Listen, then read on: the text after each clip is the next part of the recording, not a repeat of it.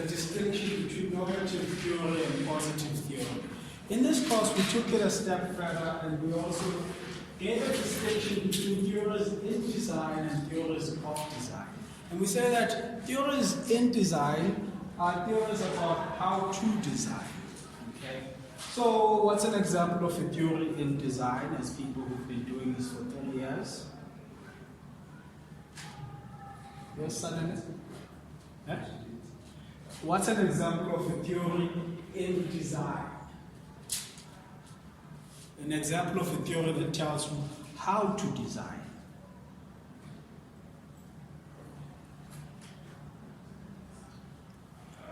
Most of the theories that you learned in element design were all theories in design. So just think of one. It's a pity that this is the last year that you're learning an event design course and you still don't know these things. I feel as though someone is paying your tuition and you're just not getting the best, you know. I mean, you point out that you're just not getting the best education, that's what I'm saying. So what's an example of a theory in design?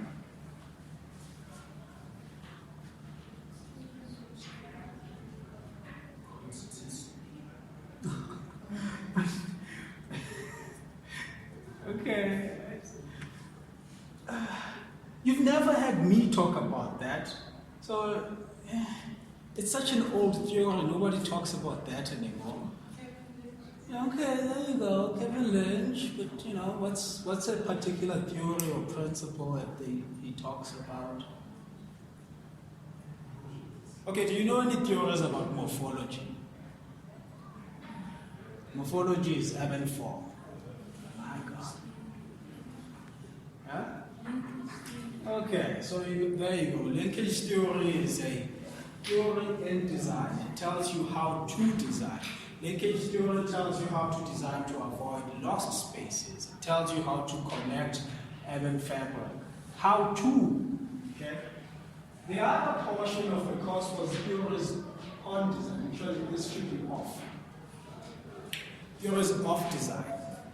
But the point of this distinction is to tell you that then we have theories that tell us how design happens.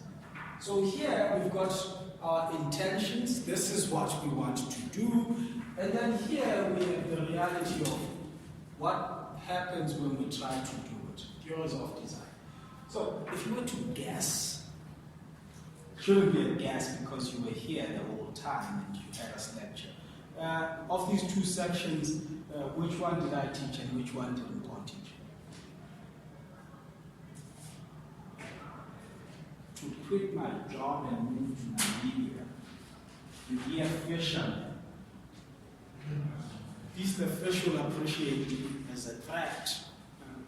Seriously.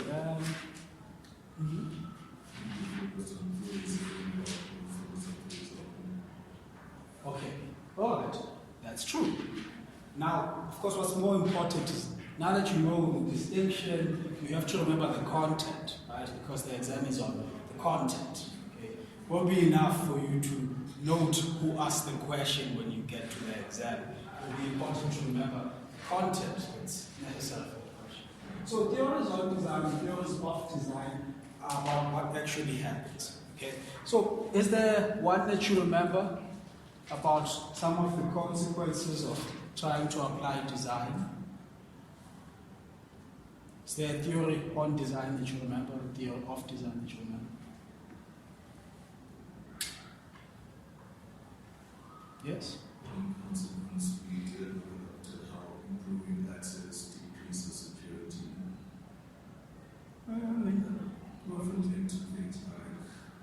Yeah, you see, that was when we were looking at Lynch's performance dimensions. Lynch's performance dimensions would qualify as a theory of design because it's looking at many different theories and saying, well, how do these things work together? But that's not quite the answer I was looking for. You know? A lot of the theories on design tend to be by people who are outside of the design profession. So if you were talking about a Marxist theory, if you were talking about a feminist theory, okay, something from the political economy, those are theories that assess the actual consequences. You design a space using your theories of design. You know, you put linkage and you put perimeter blocks and all that stuff. But what's the impact on the social environment? What's the impact on the economic opportunities of people after you've done that? That we tend to find in the theories of design. Okay, theories about consequences. Okay, so some definitions. So I tend to say, so these definitions this time I lifted them from a dictionary, so that we just, in our final lecture, at least have something very solid. But I tend to say that the theory is an explanation of something. Right? So mine is just towards explaining something. But this is the full definition. It's a position or a system that explains something. The principle is a fundamental truth or proposition that serves as a foundation for a system of beliefs or behavior. So the principle tends to actually guide you in terms of your actions. When you decide to draw this line here as opposed to here, what's guiding that? So for us, if you think about the principles we've been discussing, it might be permeability. You might decide to draw a line, leave a space, another line, leave a space. That action is being guided by a principle. And that principle is permeability in this case, because you want to leave that space to make your block permeable. Okay, so this diagram here serves to show us the relationship between these three ideas: a theory, a principle, and concepts. Okay? Theory is this big thing that's composed of all these things. A principle would be this one little hole. I mean, in this graphic, the hole might be there are 3 triangles. In this other one, the hole might be there are 2 triangles. But these are the statements, as it were, about the world. Okay. All right, and then the last one is concepts. Concepts is words that we give to things. It's what allows us to think. If we don't have words, I'm not sure if we could think. Maybe if after we thought we would suddenly name something. I'm not quite sure. All right, so that's where concepts fit. Concepts are the building blocks of principles, and the principles are the building blocks of theories. Bigger explanations. Now, why do we need theories to design? Yeah? So this graphic over here is what I use. I might have used it for you as well. If not, then it means I've just been improving over the years. This is what I use in first year when I introduce the students to theory. Okay? And what we see here is that reality is everywhere. Whether your eyes are open or not, reality continues to exist. Whether you see it or not, it continues to exist. But those things that you actually observe and you recognize as reality, or you claim to be reality, constitute your knowledge. Now, what is theory? Is theory this? Is it this? Or is it this? Let's make it a game show. Is it blue? Is it green? Is it red? What is theory? What? Yes, well, this is good. It means you're paying attention on the last slide. So, it's green because it's your explanation of the world. Right? So, the world keeps happening in you, and some things that you observe, you start to think this is how the world works. This is knowledge. Is it possible that you could have knowledge and then it turns out that you are wrong? Like you get really educated, like you come to vets and I tell you some knowledge, and then you go out there and is it possible that I could give you knowledge and then you'd be wrong? See, someone said no. One person. Okay, that's good. Alright, that's wrong. It's possible that you could be wrong. So it's possible that you have all these things, but then your knowledge is wrong. Alright. And then the last part over here is your research area. Now, I say research area, but it's not really academic research. Research area really just is saying the part of the world that you're trying to understand at that point. So this could be your boss sends you out to a site and again, the world just keeps happening around you and you have to figure out what's happening. You have to turn all of that reality into some knowledge that you can report to your client. So that's your research. And as you can see, research areas tend to be in a field that we kind of know. It's very rare that you go out into a totally unknown place and try to research. And could you guess as to why you might not do that? Don't guess. I think that would be asking too much of this course. And the reason why we wouldn't do that is because of what we said on the last slide, that we have to have concepts to start thinking. So if you don't know anything about that place, you don't know any words to call any of the things, you don't know what any of these things are, it's very unlikely that you could form some knowledge that would be viable to report back to your client. So it's always in a field that we kind of know. This is why, as a town planner, I do not conduct surgery on people or animals. You see? It's a field I don't know. Alright, so what happens if we don't have theory? So we could encounter 3 types of problems if we don't have theory. And again, take it with a pinch of salt because I'm an academic. I just think we should always have theory. Maybe your boss will think differently. But I think that the first problem we'll encounter is that we can't help but actually have theories. Why? Why is it impossible for us not to have theories? It goes back to what we said a theory is in the last slide. Why is it impossible for us to actually walk around in the world without a theory in our head? I swear I will move to this right now. That's what I would do. I'll go out to the mountains, have a herd of cattle. I'm sure the cattle will appreciate me. Tabang, your hand is almost up. Might as well just. I think because we always question things, so we tend to create or provide solutions for them. Because, yeah. Because they before us experienced certain things, and then they began to provide solutions for those things. That's how they did it. Yeah, we experience things and then we have an explanation for certain things. Let me rephrase that. You experience something and then you have an expectation of things. Remember that part of why we explain things is so that we make predictions about what will happen again. So take it like this. When you wake up from your, well, let's not go there. Let's go, when you get up here from this particular room, in which direction, so let's say you're leaving, in which direction will you move? So you stand up now and it's time to walk out of this classroom. Where will you go? Will you go this side? You'll go this side when you walk out. Will you go that side?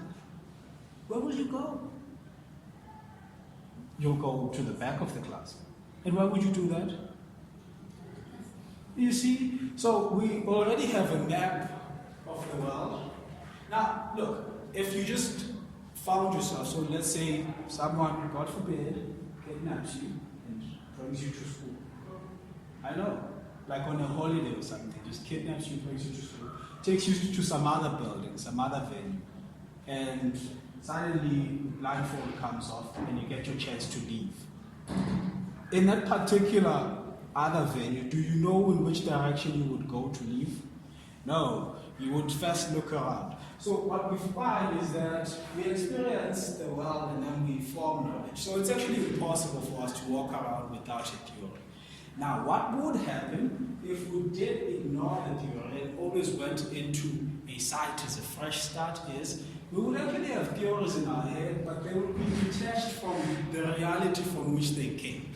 All theories are developed within a particular context. So if you just go out and you start to, start designing without actually thinking, what's guiding me here? You will be guided by forces that you don't understand. You won't know where it's coming from. You'll have seen some fancy thing in Dubai and you'll be like, how about we do it here? But you don't understand the context. So principles will be applied outside of the context. The second problem we'll encounter if we ignore theory is that we won't have valid concepts. Okay? And I underline the word valid because you'll always have concepts because, you're a human being, you can always invent a word. But you will always not know what something is called and always have to invent something for it to be called.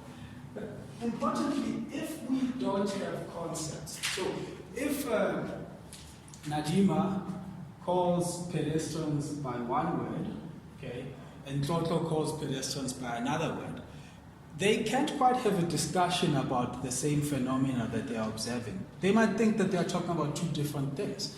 And this means that it's very difficult for us to theorize, to think about the project. Remember, you are trying to research this particular area to form some new knowledge for your client. So it will be difficult for you to actually do that activity if you don't have any concepts. You can't refer to anything. And this is why we need to. Okay, and then the last reason is that you would have unnecessary duplication. So Nadima goes and observes pedestrians, she writes a report about it. That report is now constituting knowledge, which is a type of theory, okay? But Clotho doesn't read it, he just moves on, he starts his own. But now these people are duplicating, they are both doing the same thing over and over again. The other problem is that what if one of them, or both of them, I mean, depending on how much attention they were paying in his class, what if one of them, gets the wrong answer, right? But it just turns out that they've got a lot of fans, as it were. Maybe they run a big firm and everyone is crazy about their ideas, and they just keep designing. They are the new Le Corbusier. Everyone just joins in. If we don't have any theories, and if we never actually go back and read what's actually behind these ideas, and actually critique it based on our own projects, then outdated or incorrect ideas will always exist in our theory, in our thinking. We won't actually be able to refine them because we don't have that connection between theory and practice. All right. In this course, our main concern has been a theory about how to make good city form. Yeah?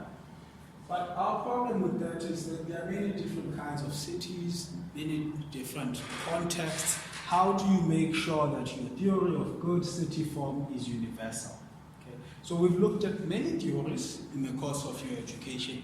At each point we were trying, if we were doing urban design, you also did some other stuff, some other courses. But if you're doing urban design, we were concerned with how do we make the form of the city good? So we have this problem that we need a universal definition. And so Kevin Lynch tells us that we can look into two places to find a universal definition. We can look at humans, and then we can look at other settlements. So what Lynch is saying is that humans have these universal attributes to them. All humans kind of have these things. Okay? And our need for safety, we have SADs, we move, those types of things. Settlements also tend to have universal characteristics. And the most basic ones we talked about was that every single settlement that's ever existed had up and it had down. And every single one of them had in and it had out. And then from these basics, we can move on and on, talking about streets and places of worship.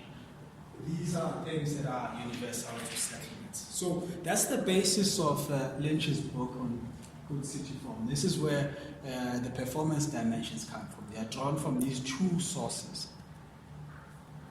All right, so get your brains ready because the next slide after this one, you will have to do a lot more talking because it's kind of exam stuff, and I don't want to be the guy who tells you exam stuff. I've already taught the course. How about you teach each other now? Yeah? All right. So you have this table of the performance dimensions. So what do we use these performance dimensions for?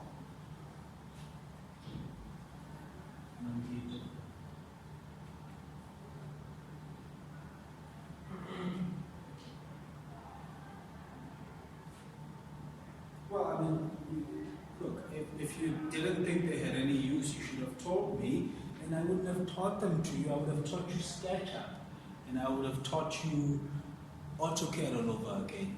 Things that are useful for you. If these are not useful, you shouldn't have learned them. What do we use them for?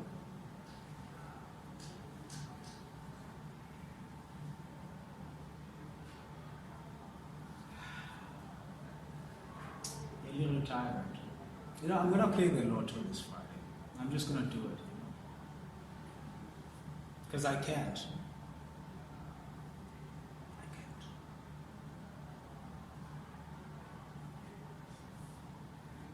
All right. So we can use Lynch's performance dimensions to assess other theories, and this is why I said that technically Lynch's performance dimensions are a theory of design, because we're looking at other theories and saying how do they actually perform. We can assess these other theories to establish how they contribute to lucidity. So, as an example, we have vitality, and there's the definition for vitality. On the other side, we can see the theories that we can assess using the idea of vitality. We can assess the principle of livability, principle of imagination, opportunity, imagination, and joy. We can do that. Now, for your exam, I want you to do this.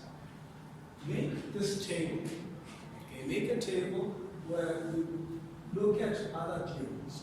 But importantly,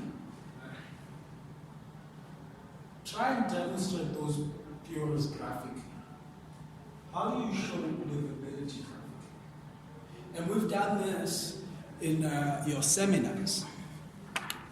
Do you have your notes where we wrote out these definitions and whatnot? This session here would be good for adding to that. Yeah. So, did anyone look at livability? I remember people consulting about livability. No? Yes. You asked if we You did. Fantastic. Can you give us? So what we want to do is we want to graphically represent legibility. Now, you will remember from first year that if you want to graphically show something, as you used to do so fantastically for many, many weeks, you firstly have to describe it. Okay? The more detail you can use to describe it, the more opportunities to draw you have. You know, if you can only describe 2 parts to it, and you can't draw one of those parts, who are you? 50% draw. Okay? So let's first define livability. What is livability? What factors contribute to livability?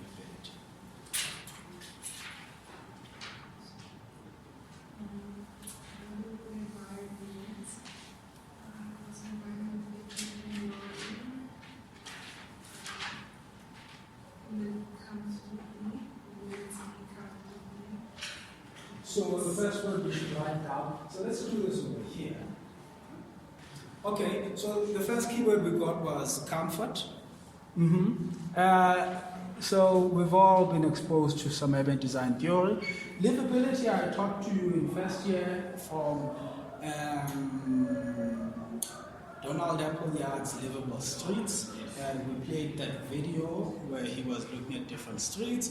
So let's go. What constitutes a livable environment?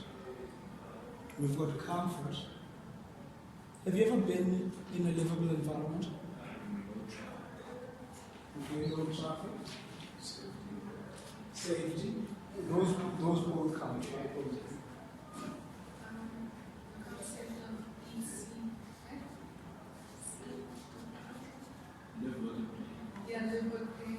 Yeah. Yeah. Just tell us why you think that constitutes livability. The reason why I want you to do that is so that, you see, now when it says live, work, play, right? If you look at the book where live, work, play was shown, it looked fancy, you see?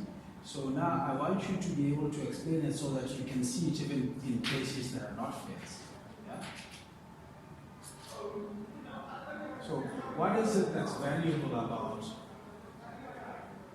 what is it that makes a place livable if you can have live, work, play? You guys are killing her, Shan. She's just out here fighting for your education. Yes. Well, from what I understood of Lynch's principles, I think it was the principle of consequence where environments must be able to support human function and live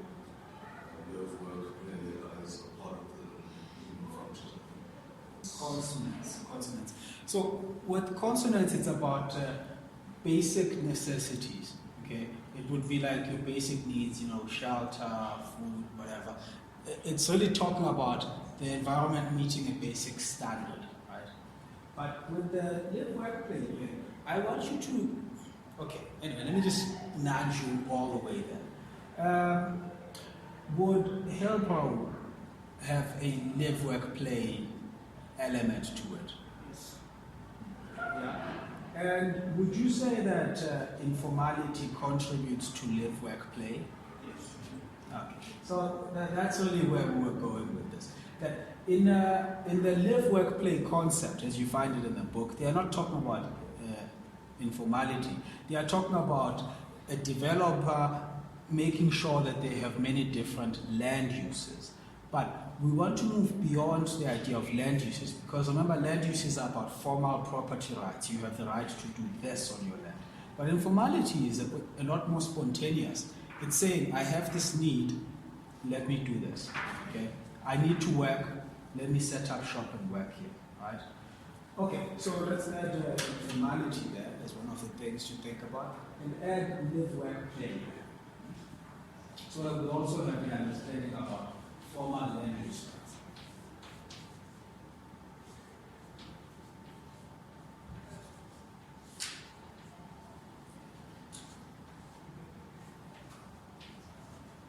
Now, you see, because we've got 5 concepts there, we've got 5 things that we can draw. Right? And remember, you can draw in abstract. You can invent this ideal settlement in your mind and just draw it. So let's draw a street that has these elements in it. Right? So what elements will contribute to comfort? Just start by drawing like a street, 2 blocks.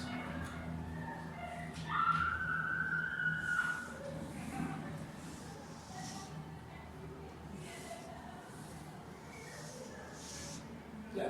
All right. So what elements should we have if we want to have comfort?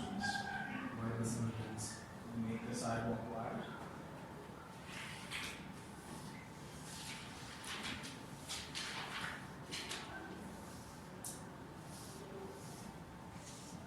Okay, now you see, if you are looking at an existing settlement, you now have a graphic framework on your mind about what a comfortable sidewalk looks like, right? If you find one with a narrow sidewalk, you now have a sense that, oh, I think this is lacking in comfort in this particular regard, right? Other elements that we can have to create comfort? Street furniture. Yeah. So we have like street lights and we have benches. That goes on.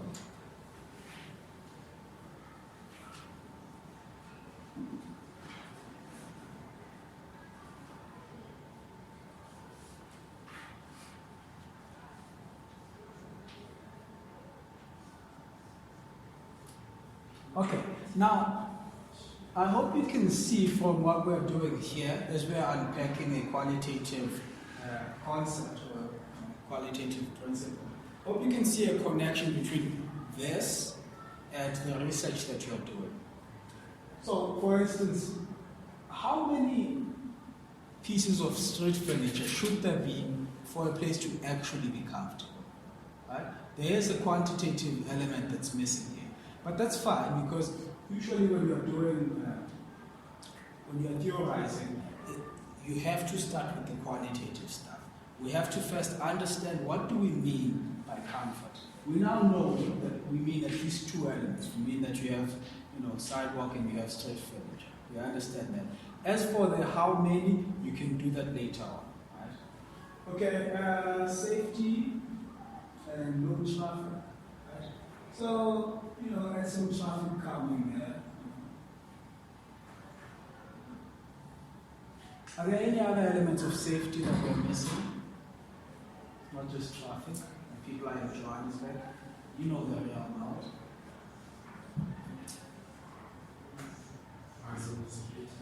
Yes, thank you.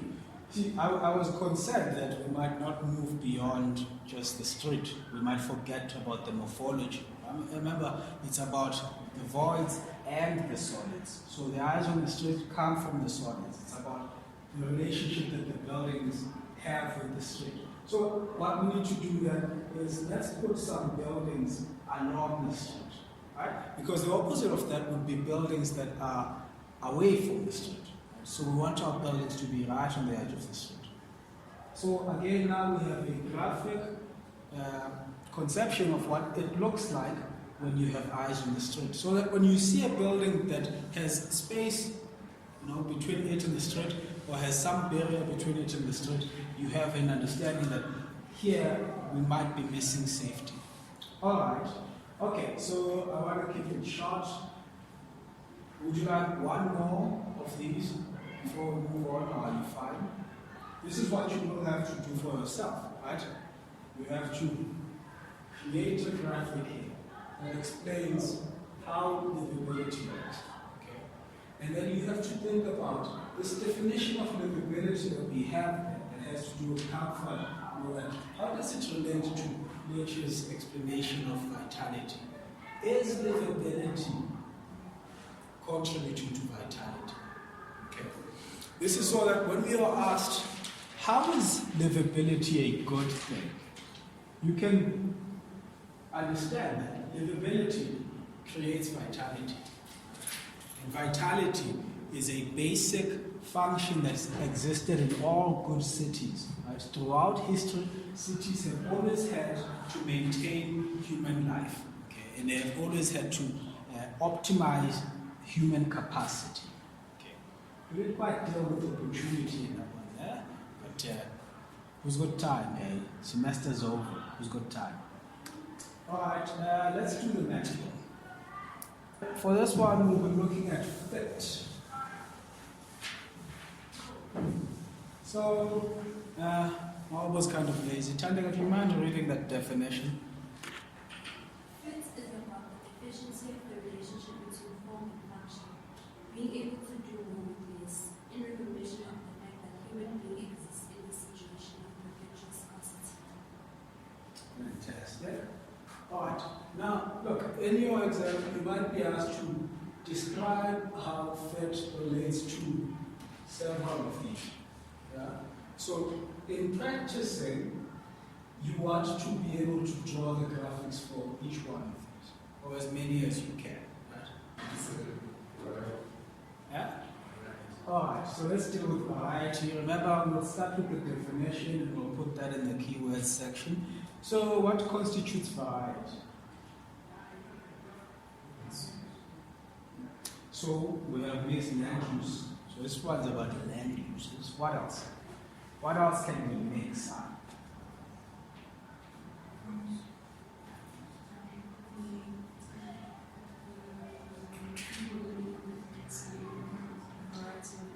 So, you want to have a variety of tenure. So, just like tenure. And I think it goes without saying, she said, people that you will want to have different ages of people, right?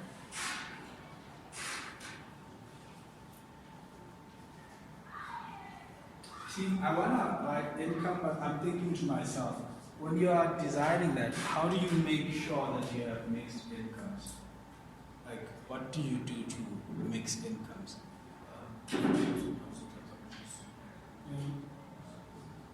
Oh, different housing typologies. Yeah, I think, right, that, different housing typologies.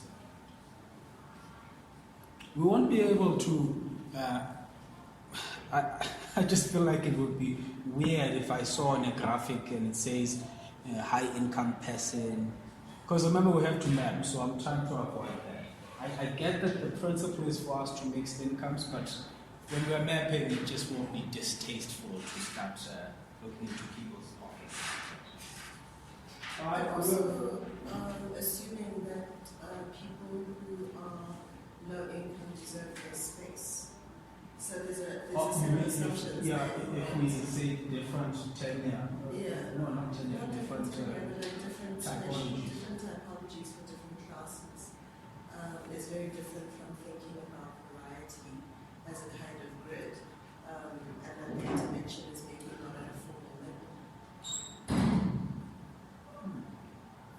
I mean, when you say you're designing spaces based on income, you're basically working with the assumption that a capitalist neoliberal structure is a completely normal thing to do, and that this is the way to organize society, and also that poor people are not entitled to the same level of mobility as middle-income people. I mean, Cape Town has like these 20 square meter flats or something, right? Which is the concession for low-income people. Yes. That's the logic. Well, I'm tempted to say informality, but now I feel like, well, that's not unpacking. We're just going to say, whenever we don't understand something, as urban designers will write informality. So I don't know what to put on there as a key definition that we can then map.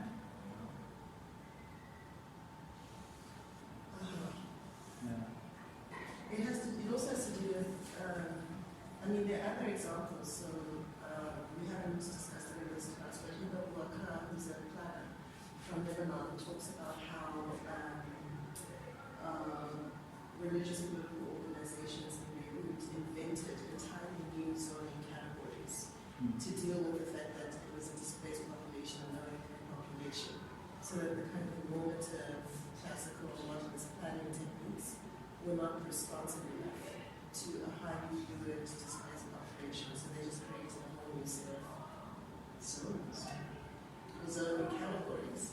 Okay. How about unzones? Yeah. Yeah.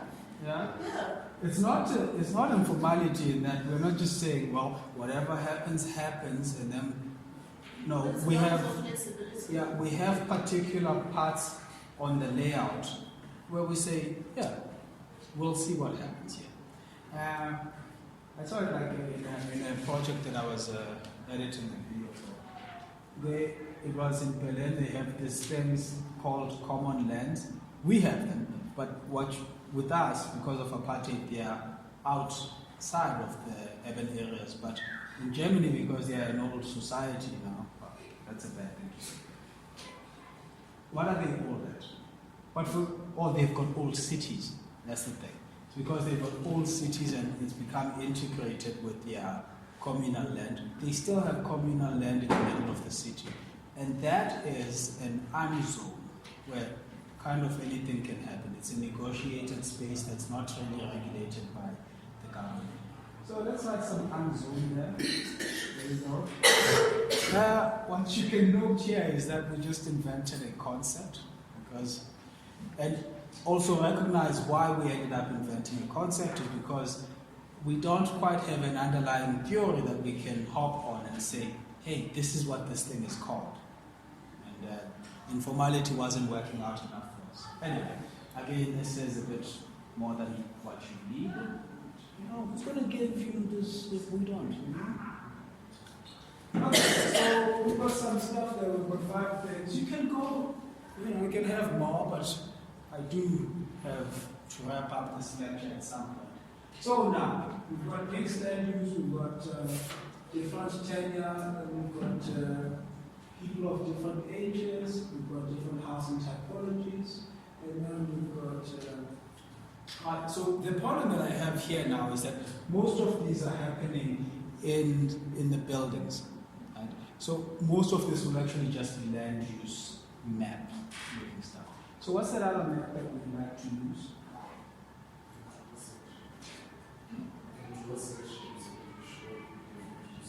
Yes, we can definitely draw sections on that. So there's another option for this particular one. When we're drawing graphic, instead of a map, you could draw sections to something like that. Let's also add like different activities. And something akin to robustness. So here we want to have a variety of activities happening outside. And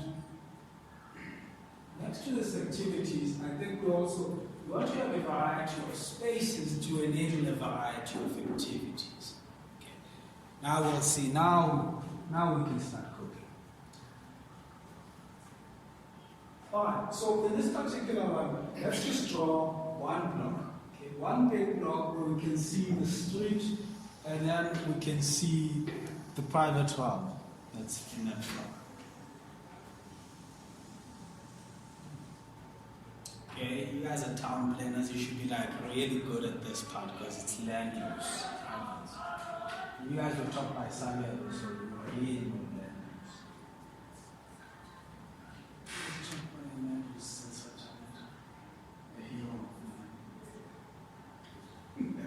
Okay, so how do you draw in land use?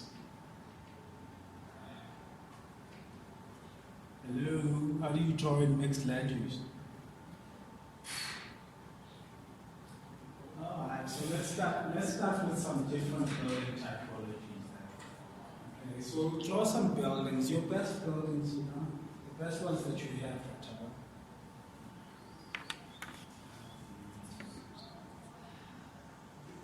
What was that mistake? Ooh.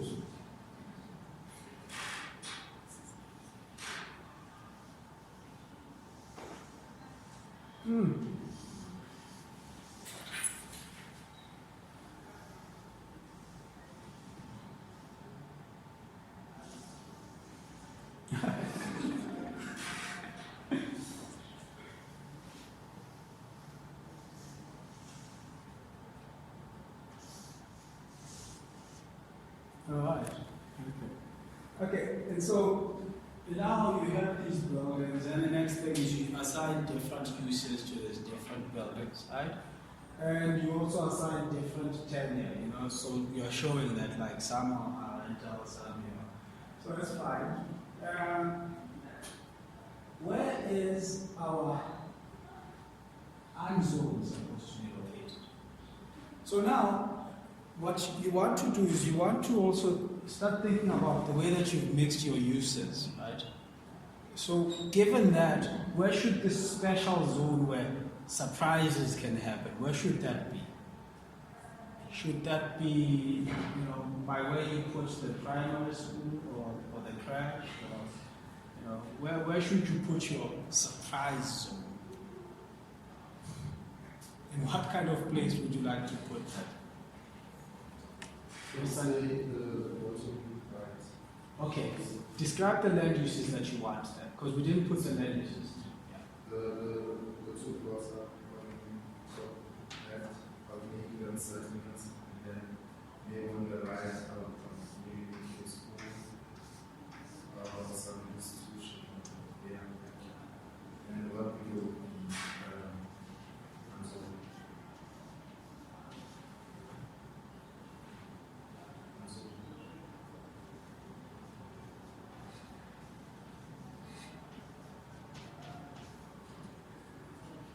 Okay.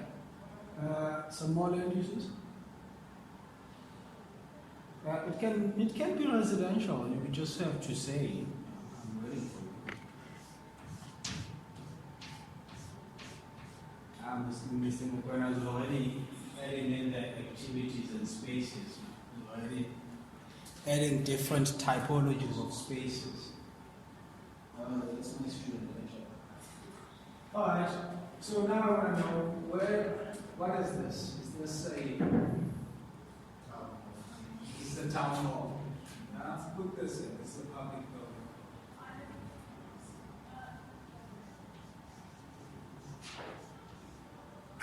Where do we put our offices and our shops?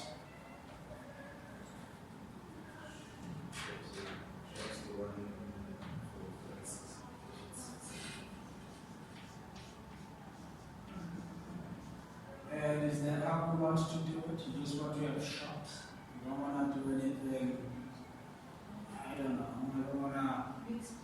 I don't want to be that guy who tells students the answer, So, how do you want to do these shops? Okay, so we have shops and offices, and what will this building be? What's this? Oh, no, not yet. Is that what it said? Okay. What happens here?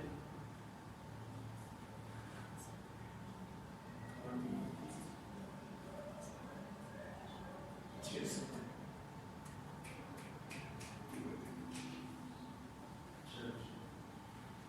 church. That's quite a big church. Yeah, we want to mix the uses, but we'll take the church, we'll put the church in it. So we have some institution, not necessarily a church. Because remember, once you've started talking about mixing uses and unzoning, you don't want to have very restrictive zones. You don't want to say this is a church, because then those are the only rights there. It could be a church, it could be a school, it could be, I suppose, a Scientology place. It's also a church. And it could be a museum, okay? But it's an institution. But this institution, is that all it will be? Look at the size of the building. Couldn't you put anything else in there? What a mix. How about some offices in there? Another question of that would be what principle informs mixed use? So, because there's so many different combinations. How do you choose? So how do you choose the mixes? Like, what is the principle? And the thing is, you guys are tackling these in a somewhat separated way. But in fact, these different keywords that all move towards creating fit, right? You should think about them together. Because when you're trying to choose how to mix the uses, it might be useful to also think about, what kinds of activities am I anticipating? What kinds of different activities do I want? So, depending on what type of people you put in the building, are you putting people who are stuck in there until 5? Or are you putting, some other people who can come out? Then you'll have different activities outside. If you put people who are all stuck in there until 5, you will have lots of activity at 8 a.m. and then you'll have lots of activity at 5. You see, you've already determined the activity. And in a way, you've also determined the type of space. Right? The physical quality of the space that will have a stampede at 5 is different from the space that will have slow flows of movement all the time. So you want to think about these together. So what Paul is saying is, think about how can you use these as criteria to actually decide on how to mix your uses. Okay? Alright, I think you get that. I hope you do it.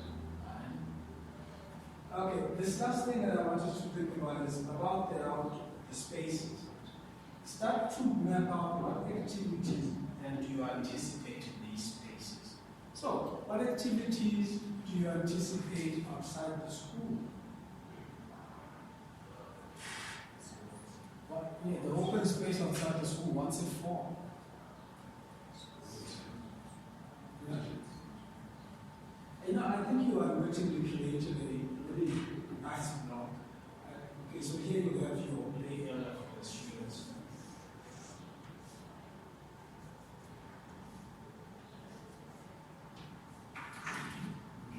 So if this building here is unzoned, the space over here is it zoned. Think about what we just said, what we just said about how do you decide what happens inside the building. If the building is unzoned, the space outside of it isn't zoned. And if it is, what zone is it?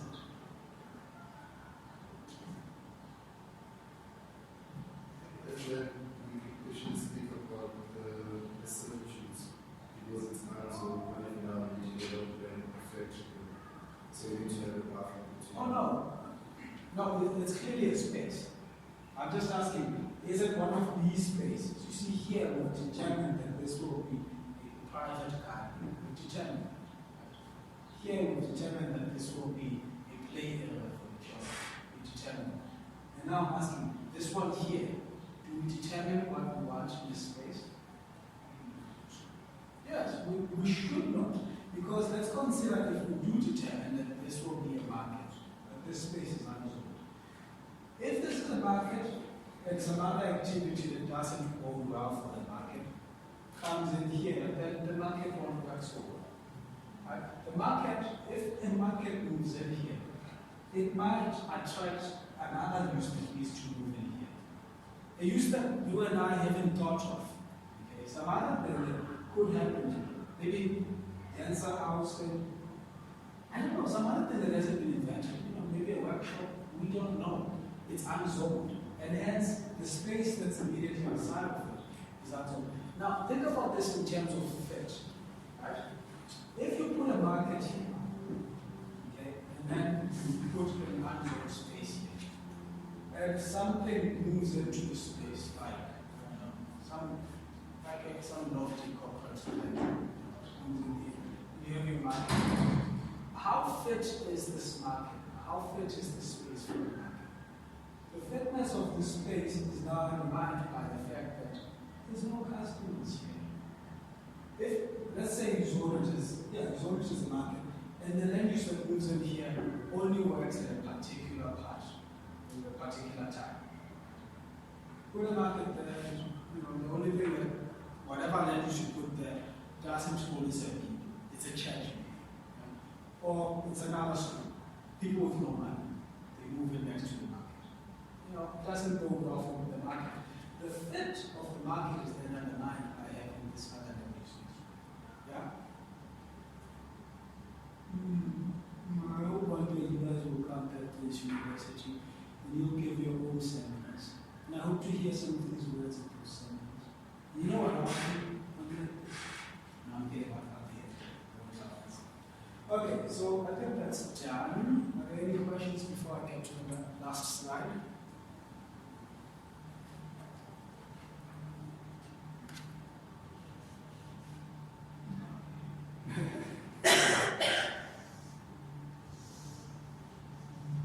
Alright.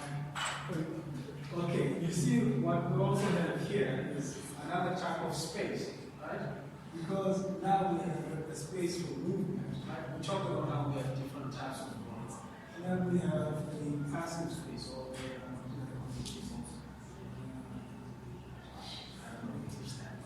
and unmovement space. Hey. And here we have a different space. We have 3 different types of space. Alright. Thank you, Lisa. Thank you, Taban. Alright, so we see then, you know, when we look at Kevin Lynch's performance dimensions, that they don't always fit together. Sometimes they compete with one another. And we use efficiency and justice to evaluate the interaction between different performance dimensions. Efficiency refers to the opportunity cost of maximizing a good, the opportunity cost of maximizing control, the opportunity cost of maximizing vitality. Justice evaluates how a city distributes the costs and the benefits. So the benefit of maximizing cost, of maximizing control, who gets that benefit? And who gets the cost of being controlled? So here's an example. Again, this is something that you should do for yourself. Another table like this. So here, I'm assessing figure ground in terms of efficiency and justice. Do you recall this slide over here? Yes. This was from Christopher Alexander's book, Effects and Language. Okay, so what we see here is that figure ground requires that buildings should shape spaces. Okay. And we see that this is very high figure ground because it's really shaping the space. But in effective language, Christopher Alexander recommends that no, let's not completely bound the space, let's have some openings. Of course, what we see is that this is high figure ground. So why is it that he would recommend that we have lower figure ground? And what we can see is that benefit is, remember when we are assessing the benefit, we want to look at it in terms of the other performance dimensions. So the benefit of having high figure ground is that it increases control. Yeah. Increases control for who? Who has control? When I ask who has control, we are dealing with the matter of justice. Who has control? That's your homework. You gotta ask yourself, man. You gotta look at the world and say, who has control? Okay. It reduces access, and we can see that over here. This is why Alexander proposes that. It may reduce safety depending on how it's applied. it increases sense according to transit, of course. You might argue that it reduces sense insofar as you can see that this is a courtyard, so you don't have as good an understanding. Remember, when we're measuring imageability, apparently being able to tell that there are courtyards and plazas adds to people's sense of place, you know. So maybe it doesn't. But according to transit, it does because it reduces more space. Okay, but if it's misapplied, what would happen is that you would have a safe private realm. So if it's misapplied, it would be if these buildings are actually facing big ones, and this is the type of these buildings.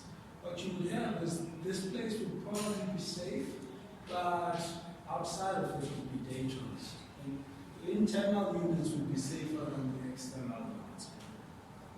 Although, suppose if it was facing this way, it would actually all be the internal unit and this level are the same thing if it was facing the way. Okay. And the last thing is that control may favor the private realm depending on the application.